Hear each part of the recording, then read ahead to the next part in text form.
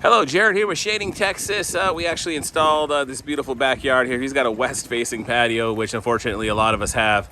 So we installed about a 22-foot wide screen here. You can see it coming down.